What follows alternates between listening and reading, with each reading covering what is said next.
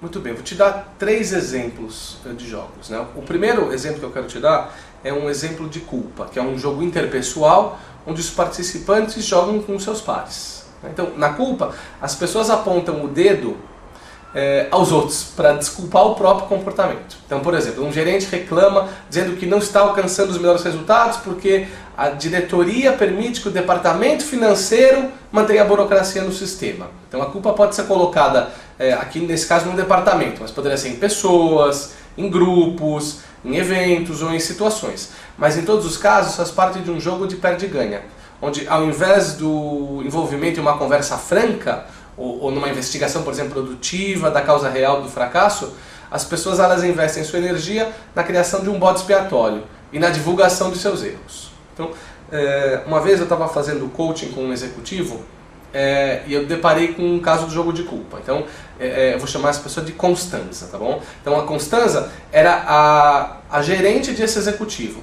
Ela havia dito para ele que ele ia receber um bônus menor do que no ano anterior, e ela enfatizou que estava refém, que ela estava à mercê da política de recursos humanos, que tinha mudado e por isso ela não poderia dar o bônus que ele tinha recebido, embora ele considerasse que ele merecia o bônus maior. Mas na realidade, depois eu vim a saber que a Constanza ela tinha flexibilidade para dar um bônus maior.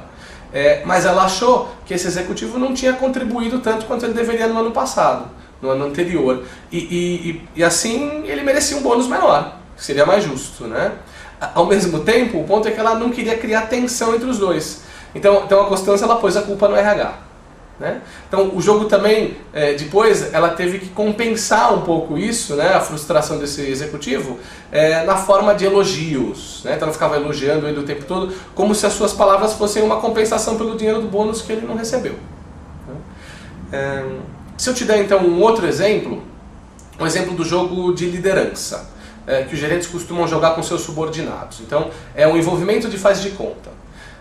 Então, para jogá-lo, o gerente ele conduz, por exemplo, uma pesquisa de opinião, ou faz um focus group, ou uma reunião de envolvimento para comunicar que a sua opinião é super importante, né, para o time dele. Só que essas atividades, a única intenção que elas têm é de fazer as pessoas sentirem que estão envolvidas, ao invés de serem realmente envolvidas. Né? A finalidade concreta é apenas se livrar das queixas. Então, para os gerentes é mostrar para a sua própria gerência ou para a sua diretoria que eles estão fazendo a coisa certa, né? Envolvendo seu pessoal no processo de tomada de decisão. O problema com esse comportamento, com esse jogo, é que a médio prazo ele gera cinismo.